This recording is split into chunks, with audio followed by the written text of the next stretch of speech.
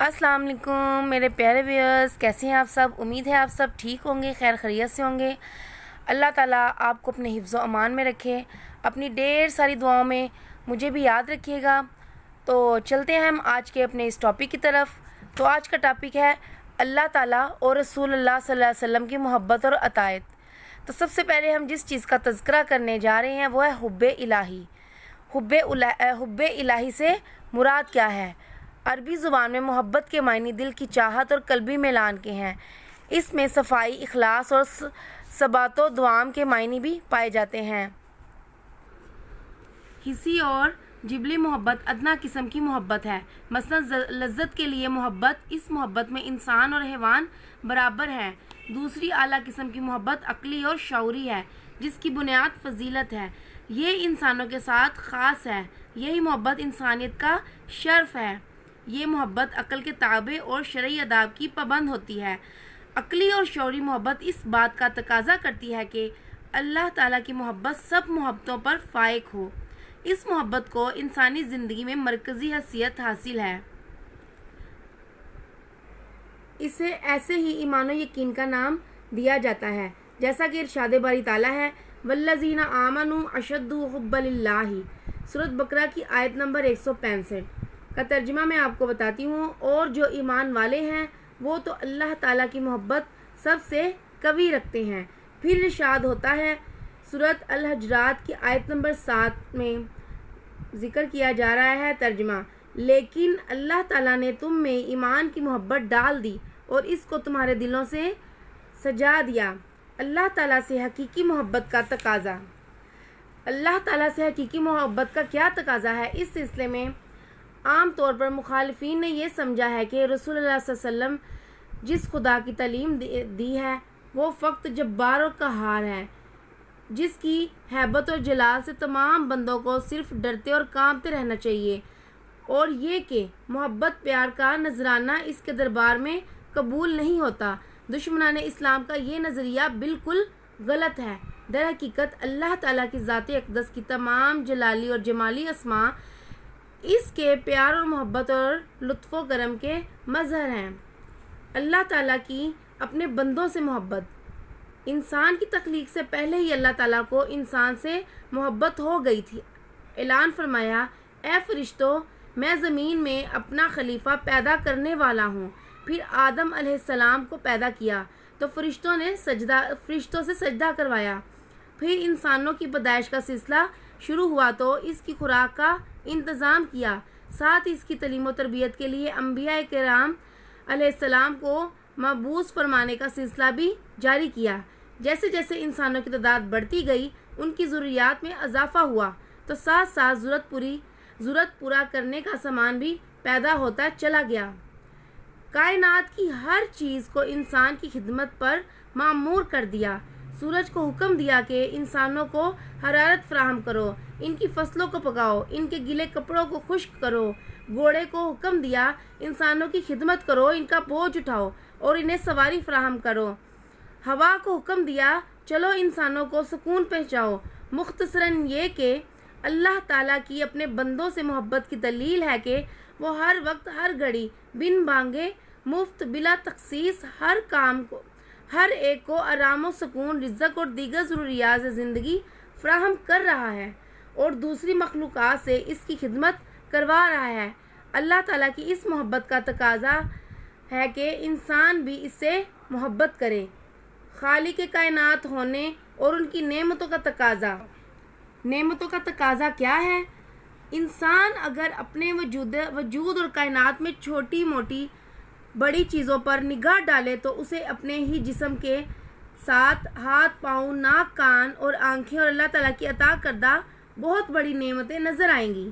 کائنات میں چاند، سورج، ستارے، زمین و آسماں، بلند و بالا پہاڑ، گہرے سمندر، وسیع صحرا، گھنے جنگلات، برستا مینا چلتی ہوائیں اللہ تعالیٰ کی بے شمار نعمتوں کی صورت میں نظر آئیں گی۔ اللہ تعالیٰ خالق بھی ہے، رب بھی ہے، حکیم و بصیر بھی ہے، جو اس قدر وسیع اور کائنات کو جس حکمت سے چلا رہا ہے۔ یہ قدرت اور حکمت اس کے وجود کی دلیل ہے۔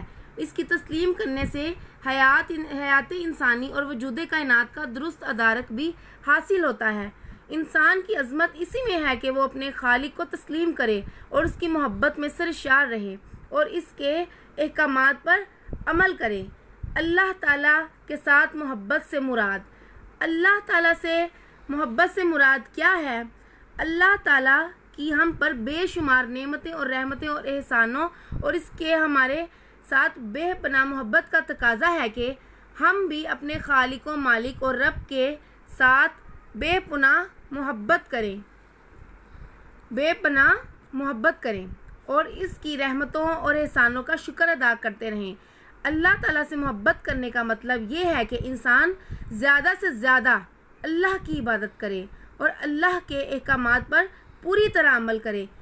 جب ہم اللہ تعالیٰ کو ہی الہ مانتے ہیں، جب ہم اللہ تعالیٰ کو ہی خالق و رازق مانتے ہیں، تو پھر ہمیں اللہ تعالیٰ سے محبت بھی ضرور ہے۔ قرآن کریم کا ارشاد ہے والذین آمنوا اشد حبا للہ، ترجمہ، اور جو لوگ ایمان لے آئے وہ اللہ تعالیٰ سے محبت کرنے والا ہیں۔ ایمان کی تکمیل محبت کے بغیر ممکن ہی نہیں۔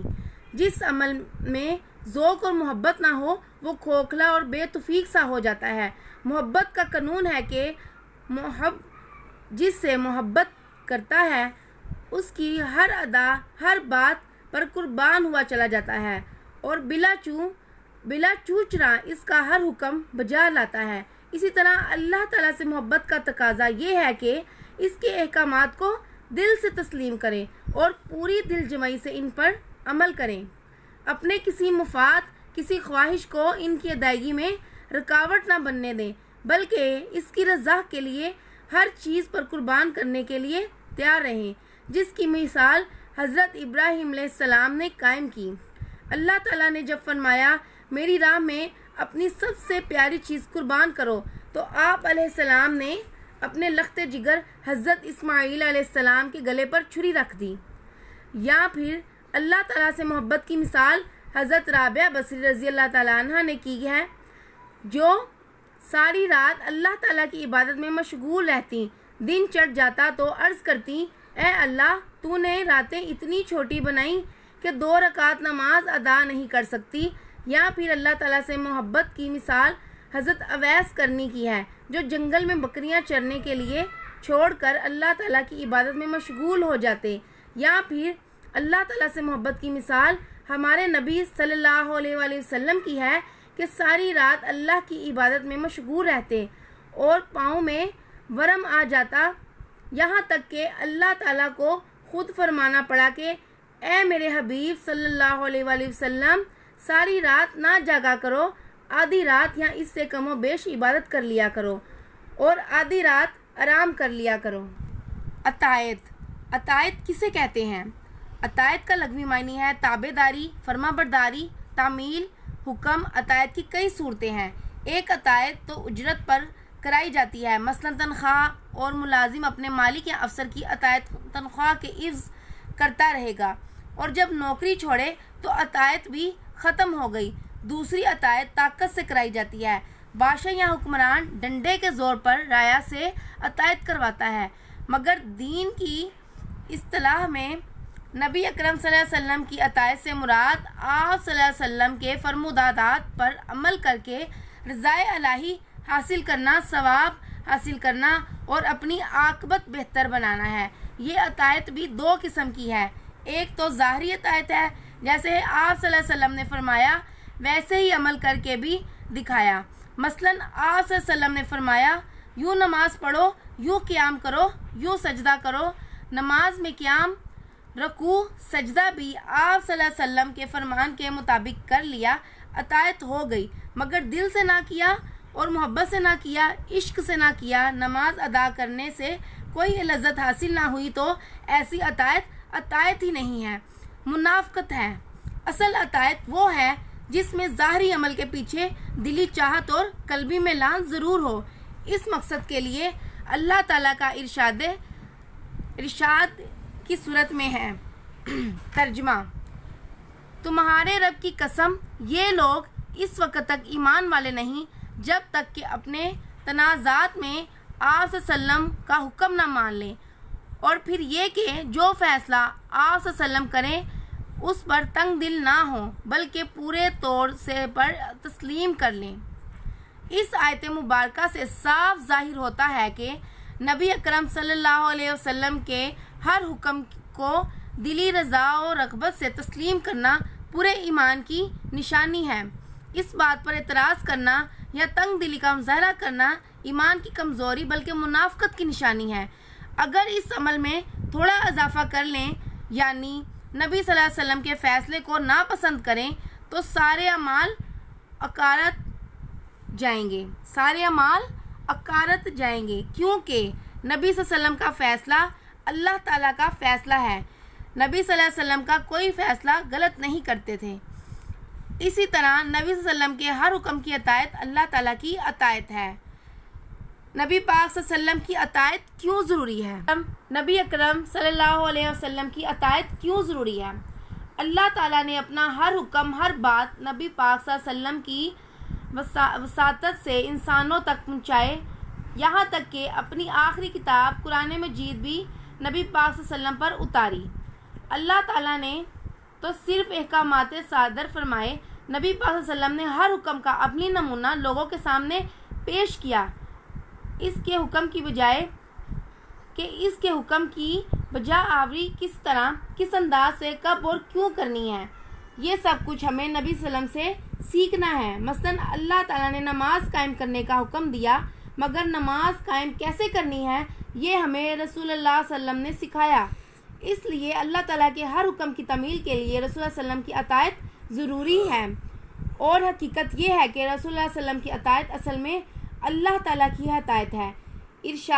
اللہ تعالیٰ کا ارشاد ہے، ایک آیت کا ترجمہ بتانے جا رہی ہوں۔ ترجمہ: کہہ دیجئے اگر تم اللہ تعالیٰ سے محبت رکھتے ہو تو میری اتباع کرو، اور اللہ تعالیٰ تم سے محبت کرے گا اور تمہارے گناہ بخش دے گا۔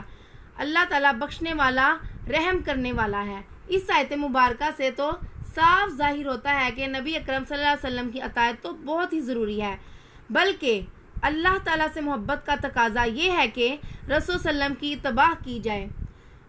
دوسرا بڑا فائدہ یہ ہوتا ہے کہ اللہ تعالیٰ اس شخص کے گناہ بخش دیتا ہے۔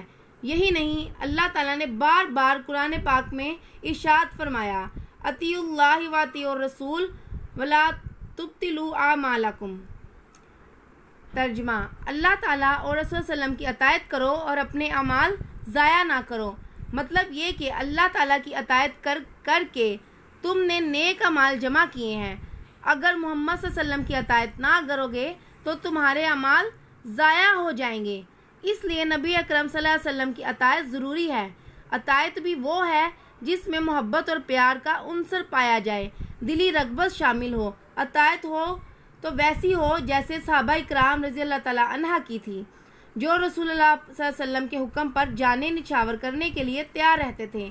رسول اللہ صلی اللہ علیہ وسلم نے جب جنگ تبوک کے لیے چندے کے لیے اپیل کی تو حضرت ابو بکر صدیق رضی اللہ عنہ نے گھر کا سارا مال اسباب لا کر قدموں میں ڈھیر کر دیا اور گھر میں اللہ تعالیٰ اور اللہ تعالیٰ کے رسول کا نام چھوڑ آئے۔ اطاعت رسول کی اہمیت۔ اب ہم بتانے جا رہے ہیں اطاعت رسول کی اہمیت۔ قرآن مجید کی نظر میں رسول اللہ صلی اللہ علیہ وسلم کا ادب اور احترام ایمان کی جان اور انسانیت کی روح ہے۔ جس طرح عقیدہ توحید کے ذریعے اللہ تعالیٰ پر ایمان لانا ضروری ہے، اسی طرح رسول اللہ صلی اللہ علیہ وسلم کی رسالت پر ایمان رکھ کر آپ صلی اللہ علیہ وسلم کے احکامات کی اطاعت بھی فرض ہے۔ حضور صلی اللہ علیہ وسلم کی شخصیت کو ایک مرکزی بنیادی حیثیت حاصل ہے، کیونکہ آپ صلی اللہ علیہ وسلم ہی کے ذریعے ہم خدا کی کتاب و شریعت ہمارے تک پہنچی۔ آپ صلی اللہ علیہ وسلم کی اطاعت گویا خدا کی اطاعت ہے۔ آپ صلی اللہ علیہ وسلم کی محبت خدا کی محبت اور تقاضائے ایمان ہے۔ بقول حفیظ جلندری، محمد صلی اللہ علیہ وسلم کی محبت دین حق کی شرط اول ہے، اسی میں ہوا اگر خامی تو نامکمل ہے۔ محمد صلی اللہ علیہ وسلم ہے متاع عالم، ایجاد سے پیارا، پدر مادر برادر جان مال اولاد سے پیارا۔ محمد صلی اللہ علیہ وسلم کی غلامی ہے سند آزاد ہونے کی، خدا کے دامن توحید میں آباد ہونے کی۔ تو ویئرز اب ہم چلتے ہیں ختم نبوت کی طرف کہ ختم نبوت کیا ہے۔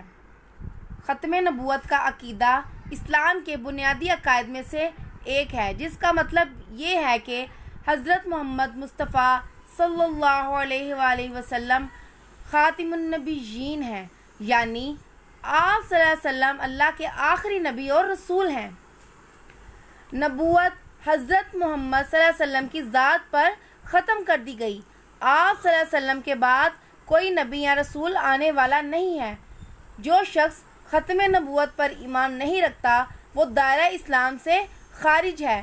اللہ تعالیٰ نے سورۃ احزاب میں فرمایا ما کان محمد ابا احد من رجالکم ولکن رسول اللہ و خاتم النبیین۔ ترجمہ: نہیں ہے محمد صلی اللہ علیہ وسلم تم میں سے کسی مرد کے باپ، بلکہ وہ اللہ تعالیٰ کے رسول اور آخری نبی ہیں۔ احادیث میں بھی بڑی وضاحت کے ساتھ ختم نبوت کا عقیدہ بیان کیا گیا ہے۔ حضور صلی اللہ علیہ وسلم کا ارشاد ہے انا خاتم النبیین ولا نبی بعدی۔ ترجمہ: میں آخری نبی ہوں اور میرے بعد کوئی نبی نہیں ہے۔ ایک اور حدیث میں ارشاد ہوتا ہے رسالت اور نبوت کا سلسلہ ختم ہو گیا، میرے بعد اب نہ کوئی رسول ہے اور نہ نبی۔ پھر ارشاد ہوتا ہے میرے بعد اگر کوئی نبی ہوتا تو عمر بن خطاب ہوتا۔ ایک اور موقع پر ارشاد فرمایا میری اور مجھ سے پہلے گزرے ہوئے انبیاء کی مثال ایسی ہے جیسے ایک شخص نے ایک عمارت بنائی اور خوب حسین و جمیل بنائی، مگر ایک کونے میں ایک اینٹ کی جگہ چھوٹی ہوئی تھی۔ لوگ اس عمارت کے گرد پھرتے اور اس کی خوبی پر اظہار کرتے تھے، مگر کہتے تھے کہ اس جگہ اینٹ کیوں نہیں رکھی گئی؟ تو وہ اینٹ میں ہوں اور میں خاتم النبیین ہوں، یعنی میرے آنے پر نبوت کی عمارت مکمل ہو چکی ہے، اب کوئی جگہ باقی نہیں ہے جسے پر کرنے کے لیے کوئی آئے۔ علاوہ ازیں حضور صلی اللہ علیہ وسلم نے اپنے بعد 30 چھوٹے نبیوں کی بھی خبر دی ہے، اور یہ کہ میری امت میں 30 کذاب یعنی جھوٹے ہوں گے، جس میں سے ہر ایک نبی ہونے کا دعویٰ کرے گا، حالانکہ میں خاتم النبیین ہوں، میرے بعد کوئی نہیں آئے گا۔ اب نئے نبی کی ضرورت ہی نہیں۔ قرآن مجید میں سے جب ہمیں یہ معلوم کرنے کی کوشش کرتے ہیں کہ نبی اکرم صلی اللہ علیہ وسلم کی تقرر کی ضرورت کن کن حالات میں پیش آئی، تو پتہ چلتا ہے کہ صرف 40 حالتیں ایسی ہیں جس میں انبیاء علیہ السلام مبعوث ہوئے ہیں۔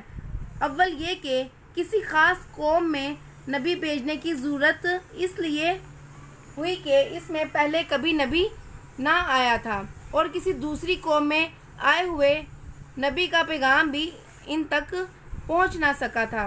دوم یہ کہ نبی بھیجنے کی ضرورت اس وجہ سے ہو کہ پہلے گزرے ہوئے نبی کی تعلیم بلا دی گئی ہو یا اس میں تحریف ہو گئی ہو اور اس کے نقش قدم پر پیروی کرنا ممکن نہ رہا ہو۔ سوم یہ کہ پہلے گزرے ہوئے نبی کے ذریعے مکمل تعلیم و ہدایت لوگوں تک نہ ملی ہو اور تکمیل دین کے لیے مزید انبیاء کی ضرورت ہو۔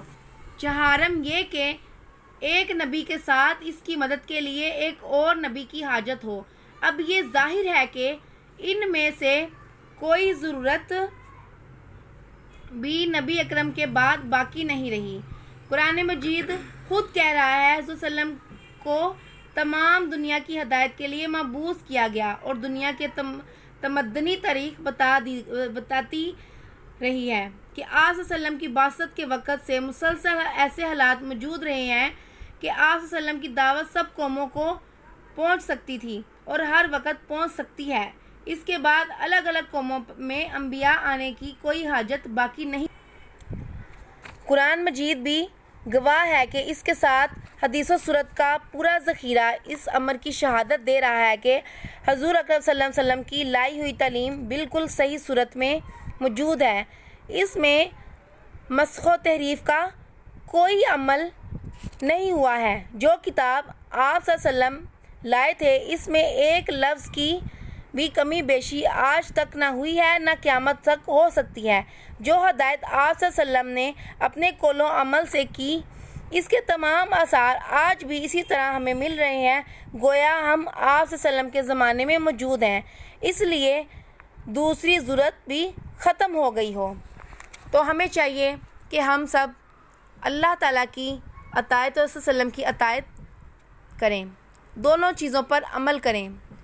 اللہ تعالیٰ ہم سب کو نیک عمل کرنے کی توفیق عطا فرمائے اور ہم سب کو نیک عمل اور نیک بنائیں۔ تو ویورز میرے چینل کو لائک کیجیے، سبسکرائب کیجیے اور ڈھیر سارے کمنٹس کر کے بتائیے گا آپ کو میرا آج کا یہ ٹاپک کیسے لگا۔ تھینک یو، اللہ حافظ۔